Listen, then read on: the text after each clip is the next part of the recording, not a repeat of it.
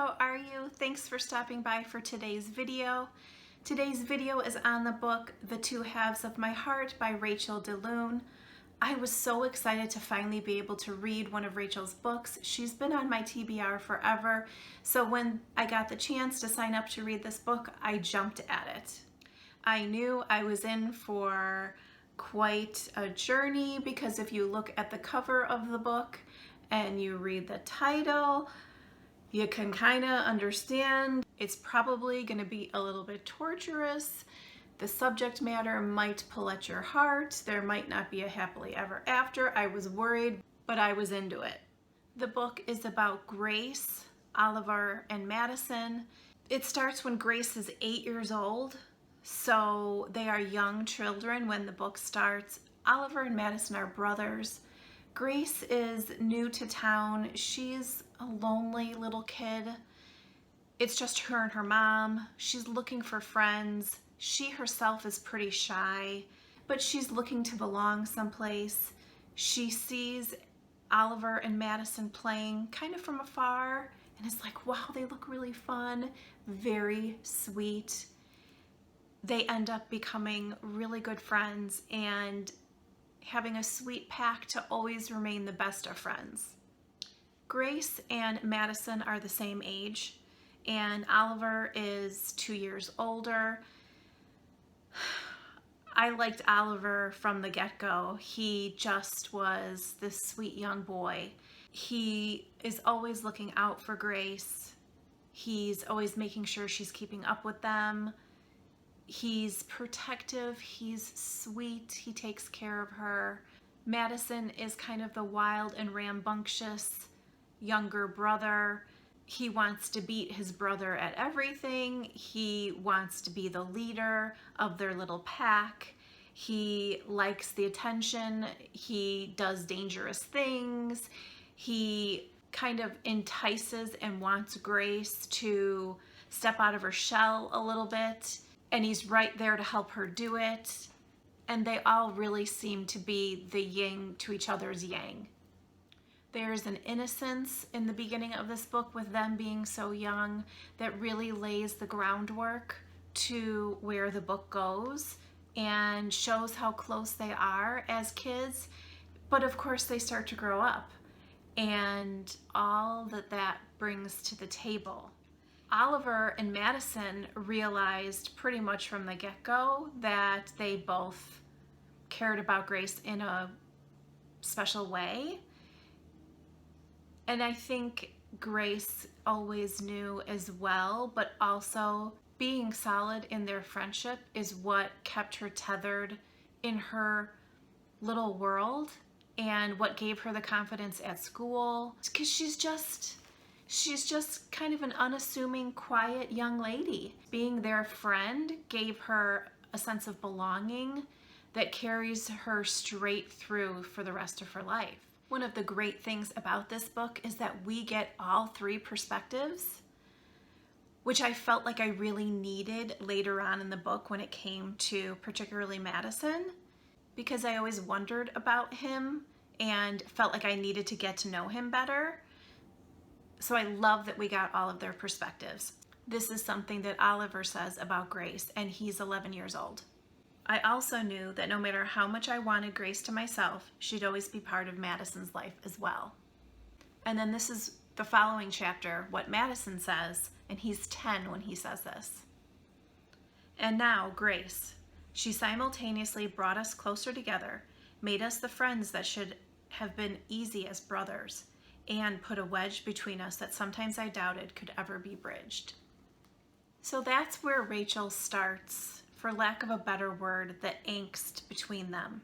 Because of course, like I said, they start to grow up and trying to figure out their feelings and the way she writes the relationship between Oliver and Maddison.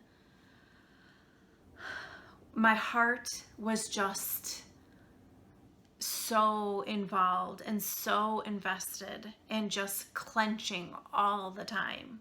It gets to the point where finally Grace starts to acknowledge her feelings as well. It doesn't make it any less complicated because again, they are the best of friends But in this passage, she's 13. Huh? 13? You know, we all remember what it's like to be 13. And this is what she says. There was a part of my heart that wanted nothing more than to be Oliver's date. But then I thought about Maddison and knew I'd feel the same way about him. It was confusing to feel so protective over my best friends, and I knew my feelings for them weren't just friendship anymore. The swirling sensation and butterflies in my stomach told me it wasn't normal. But then our friendship had never been normal. And how could I split what I felt between them, or even start to define it? It seemed like there were no safe conversation topics. They continue to grow up, and at some point, because Oliver is older, he leaves for college. Oh my gosh. That was about the time where I'm like, what are we doing here? Where are we going? That's where I thought we were going with Oliver. What is going on? And it killed me when he left. That was the first time I cried in the book. And I'm getting teary right now because I just loved Oliver so much. And as torturous as it was to try to, for me as the reader, pick between the two, the way Rachel writes Grace not knowing what the heck to do, because between them, she's so safe, but she can't stay between them because she realizes what's happening.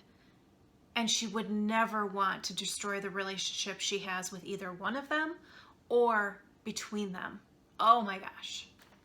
I wasn't necessarily just Team Oliver, but I connected to him so easily. But there was something about Maddison. He's just that guy, you know? He's unpredictable, fun. You know he has a huge heart. There was definitely chemistry between all of them. I just couldn't figure out where I thought I wanted her to be, even though I thought I knew, but then I didn't. And wow, it was a lot. My heart was all over the place. I wanted them to be happy, whoever she wound up with, if she was able to wind up with either one of them.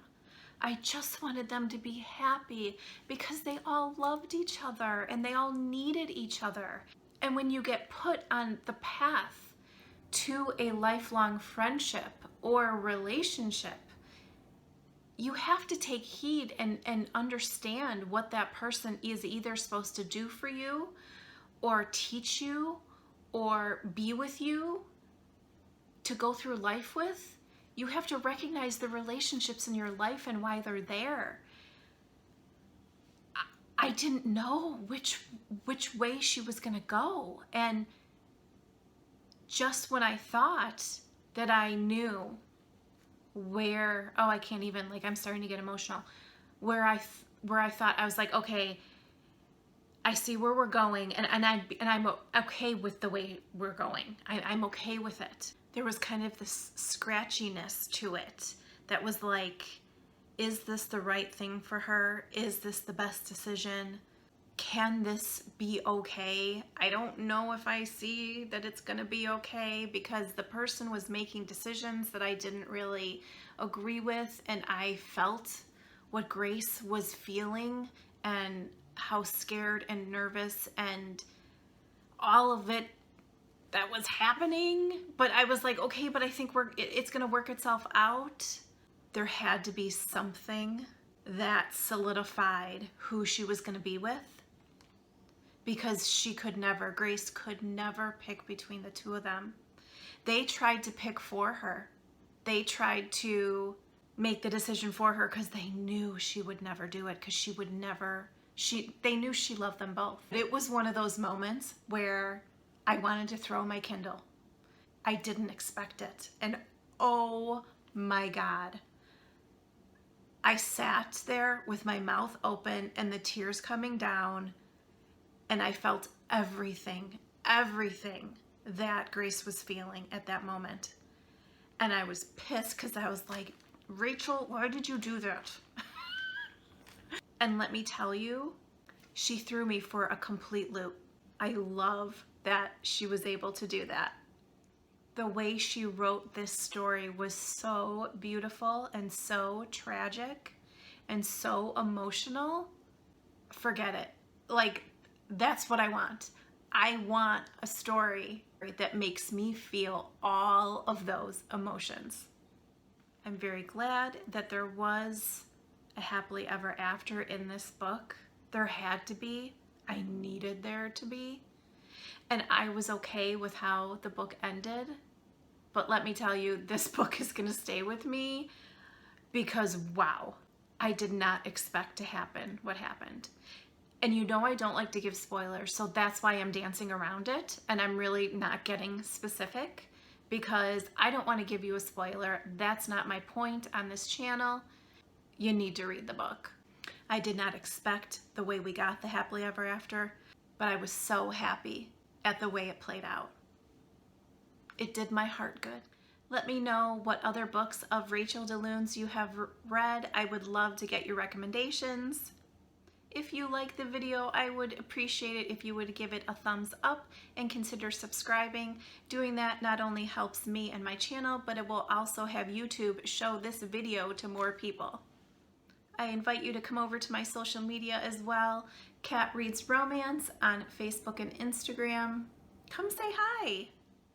Thanks for hanging out with me today. I'll see you soon. Bye.